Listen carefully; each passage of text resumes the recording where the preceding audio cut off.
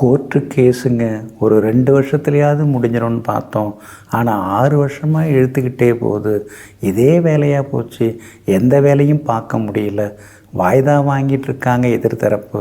நமக்கு எப்போ தான் விடிவு காலம் வரும்னு தெரியலையேன்னு சிலரோட வாழ்க்கையே நீதிமன்ற வளாகத்திலேயே முடிந்து விடுவதெல்லாம் உண்டுங்க.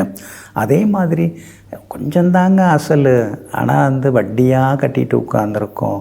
நமக்கும் பைசல் பண்ணுற அளவுக்கு பெருசாக பணம் வர மாட்டேங்குது.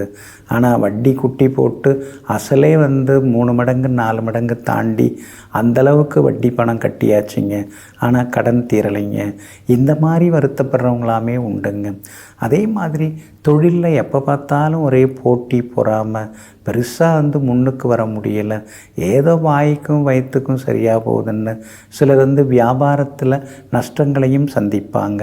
இப்படி பலவிதமான பிரச்சனைகளுக்கெல்லாம் தீர்வு சொல்லக்கூடிய ஒரே இடம், அற்புதமான இடம் ஸ்ரீ பைரவர் கோவிலாகும். இந்த பைரவர் கோவில் வைரவன்பட்டி அப்படிங்கிற ஊரில் அமைஞ்சிருக்குங்க. அதாவது வைரவன் அப்படின்னு சொல்லக்கூடிய பைரவர் தான் இங்கே பைரவர் அப்படின்னு சொல்கிறாங்க. ஸ்ரீ வைரவன் சுவாமி அப்படின்னு சொல்கிறாங்க. இந்த வைரவன்பட்டி அப்படிங்கிற ஊரில் எழுந்தருளிக்கக்கூடிய இந்த பைரவ சுவாமிகள் ரொம்ப ரொம்ப சக்தி வாய்ந்தவராக இருக்கிறாருங்க. குறிப்பாக நீங்கள் இங்கே பார்த்தீங்கன்னா அப்படியே அந்த பைரவரை பார்த்துக்கிட்டே இருக்கலாம் போல் இருக்கும். அந்த மாதிரி ஒரு அழகு காட்சி. இங்கே பார்த்திங்கன்னா சுவாமி தனிச்சன்னதியில் எழுந்தருளிகிறார். அதாவது ஸ்ரீ பைரவர் தனியாக சன்னதியில் எழுந்தருளி இருக்கிறாரு. அதே மாதிரி பார்த்திங்கன்னா வலப்புறம் திரும்பிய அந்த நாயின் முகத்தோடு இங்கே அழகாக ஸ்ரீ பைரவ சுவாமிகள் அற்புதமாக காட்சி கொடுத்துட்டுருக்காரு. அதே மாதிரி இங்கே ஏகப்பட்ட விசேஷங்கள் எல்லாமே இந்த கோவிலில் உண்டுங்க.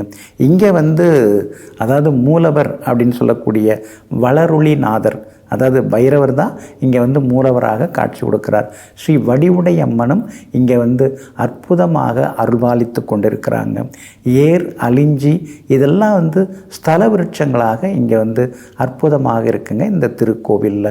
இந்த திருக்கோவில் எங்கே இருக்குது அப்படின்னு சொல்லி பார்த்திங்கன்னா, அதாவது அற்புதமான ஒரு ஊர் தாங்க அந்த வைரவன்பட்டி. பழைய பேர் வடுகநாதபுரம், ஆனால் புது பேர் வைரவன்பட்டி. அதாவது திருப்பத்தூர்லேருந்து 8 கிலோமீட்டர். காரைக்குடி போகிற பஸ் எல்லாமே அந்த ஊருக்கு போகுங்க. ரொம்ப அற்புதமான ஒரு திருக்கோவில், பழமையான திருக்கோவில்.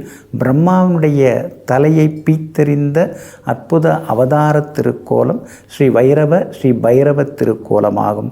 இவரை நாம் தேய்பிறை அஷ்டமி திதி, இன்றைக்கி கூட தேய்பிறை அஷ்டமி திதி தான், போய் வணங்கினோம்னா, வடமாலை சாத்தி வணங்கினோம்னா அந்த கோர்ட்டு கேஸ் எல்லாமே நல்ல விதத்தில் முடியும். தீர்ப்பு உடனே கிடைக்கும். கடன் பிரச்சனை எல்லாமே சீக்கிரமாக முடியும். எதிரிகள் எங்கே போனாலும் எதிர்ப்பு, எதிரிகள் எங்கே போனாலும் அவமானங்கள், அசிங்கங்கள், அதிலேருந்து விடுபட்டு முன்னோக்கி வர முடியும். எல்லா வகையிலுமே ஜெயிச்சும் வர முடியுங்க. இங்கே இருக்கக்கூடிய ஸ்ரீ தட்சிணாமூர்த்தி கடவுள் 7 இசை மண்டபத்தில் அமைஞ்சிருக்கிறாரு. அற்புதமாக காட்சி கொடுத்துருக்கிறாரு. இங்கே இருக்கக்கூடிய ஸ்ரீ தட்சிணாமூர்த்தியை வணங்கினோம்னா இசையில் பெரிய ஆளாக வரலாம், மியூசிக் டைரக்டராகவே வர முடியும். அதே மாதிரி இங்கே இருக்கக்கூடிய ஸ்ரீ சண்டிகேஸ்வரரும் அற்புதமாக நமக்கு காட்சி கொடுத்துட்டுருக்காருங்க. அதே மாதிரி அந்த தேய்பிறை அஷ்டமியில் போய் வணங்கினா நல்லாயிருக்குங்க. நகரத்தார் இங்கே திருப்பணி செய்து கொண்டு இருக்காங்க. போய் பார்த்தாலே தெரியும், அவ்வளோ பிரம்மாண்டமாக கோவிலுடைய அந்த பராமரிப்புகள் எல்லாமே இருக்குதுங்க. அதனால் மனசில் எந்த கஷ்டம் இருந்தாலும் நீங்கள் எதை பற்றியுமே கவலைப்படாமல் அந்த வைரவன்பட்டியில் எழுந்தருள் இருக்கக்கூடிய ஸ்ரீ வைரவனாகிய ஸ்ரீ பைரவரை சென்று வணங்குங்கள். எல்லா வகையிலும் உங்களுக்கு நல்லது நடக்குங்க. காரியத்தில் வெற்றி உண்டு. தோல்வி பயம் எல்லாமே விலகும். திருமணம் தடைப்பட்டவங்களுக்கு சீக்கிரமாக திருமணம் முடியும். நோய் விலகும், எதிர்ப்பு விலகி சந்தோஷமும் மன நிம்மதியும் உண்டாகுங்க.